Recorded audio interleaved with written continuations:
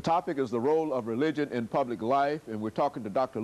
Baldwin from Vanderbilt University. And of course, Dr. Baldwin, before we ended our first segment, we promised that we'd give you an opportunity to talk about the expansion of religion in public life, and let us do that now. The point I tried to make before the break, of course, is to sort of give some historic background on this whole issue, because one of the many of the questions that confronted the founding fathers, of course, had to do with the role of religion in public life. Should religion have a role in government decision making? Should morality have a role in democratic lawmaking? These are the kinds of questions that were raised at that time. Interestingly enough, during the civil rights movement, many of the same kinds of questions were raised as Dr. King, Martin Luther King Jr. and others put religion to the service of their struggle for equal rights and economic justice and peace. Should religion be involved in that kind of movement? The civil rights movement. Yeah, should it be involved in the civil rights movement? Should religious convictions play a role in political activity? These are kinds of questions that Dr. King confronted. And interestingly enough, he was able to combine moral religious convictions with political activity as he put the church at the center of the civil rights movement. As you well know, the church became a kind of power base for Dr. King and others, became a de facto platform, social and political base, as they struggle for racial justice, economic justice, and peace. Interestingly enough, since Dr. King's time, we've continued to engage in this kind of debate about the role of religion in the public arena. Interestingly enough, after King was assassinated in 1968, we began to notice in the early 1970s the rise of what we call the religious right. Good, okay. These are conservative, fundamentalist Christians, evangelical Christians, who believe in making their religion relevant to public policy issues like abortion, affirmative action, reparations, women's rights, public education. Interestingly enough, in the 1970s, we not only saw the rise of the religious right, or what some call the resurgence of the religious right, we also saw a wedding of the religious and the political right. Okay, good. Meaning that the more conservative politicians on the right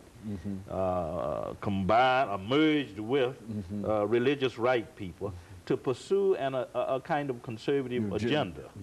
And interestingly enough, Dr. King was looked upon as a kind of model by people like Jerry Falwell, who founded the Moral Majority in 1979, those Christian evangelicals who founded the Religious Roundtable in 1980, Pat Robertson, Jerry Falwell, James Robinson, all of those who were connected with what we call televangelism or the electronic church, began to pursue a different kind of agenda.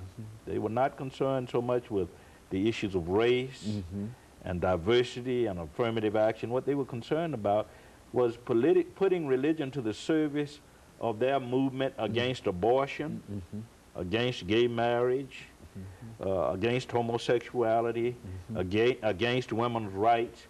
So I see a difference between what Dr. King was trying to do and what we see in more recent times with those who are part of the religious right. Dr. King used religion to empower people, to extend the rights of people, civil rights, basic constitutional rights, the right to vote, the right to hold public office. But what we've seen since Dr. King's death with the religious right, who also employ religion in their public debates and in their efforts and speak Dr. King's name. Yes, yes, who use Dr. King as a model. In fact, Jerry Falwell has often said that we need to resort to the kind of tactics, civil disobedience tactics that Dr. King employed in order to make our point about abortion and pornography and affirmative action and women's rights and gay rights and those kinds of issues. But what I see, what I've seen since Dr. King's death, of course, is what I call the public perversion of religion. That is, religion is used to disempower people as opposed to empowering them, as Dr. King did. And by the word disempowering for me means, of course, that they are using religion to limit the rights of people, to challenge the civil liberties of people. For an example, if we can put our religion to the service of the anti-abortion movement, it means that women won't have the right to make decisions about, you know, abortion, about their own life as they choose. Yes, that women won't have the final decisions about what role they should play in public life, in the church, in ministry. That's disempowerment. Exactly. And I think Dr. King was concerned about employing religion as a way of empowering people. And what we see today, I think, on a large scale, is that religion is being used to disempower people. You know, one of the things I think you mentioned earlier, you talked about what you call the mega church. What is this organization? Well, the mega church phenomenon has developed over the last half century. Certainly, when we speak of the mega church, we're talking about those churches, some scholars would say, that consist of 5,000 or more members. We know about Eddie Long's church in Georgia. We know about Paul Morton's church. We know about Creflo Dollar. We know about T.D. Jakes.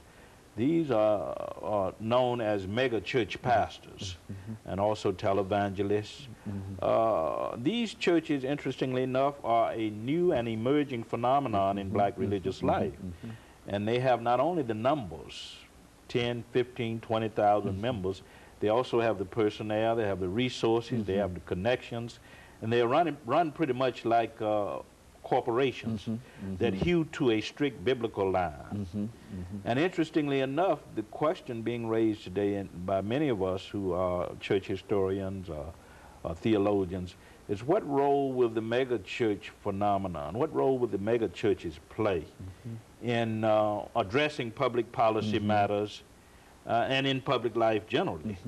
And one of the problems we find, of course, is that these churches, because they have taken on many of the trappings or the images of the corporation, are not prepared to do the kind of prophetic social witness that Dr. King got involved in. And I think that's one difference between Dr. King and his use of religion in public life and what we are seeing with mega churches today. Very good. And of course, Dr. Baldwin, let me interrupt here for this second commercial break, after which we'll come back and we'll have you to elaborate upon the distinctions that you find between these large churches and traditional religion. And of course, we'll be back with our audience following this very, very short commercial break. The topic is the role of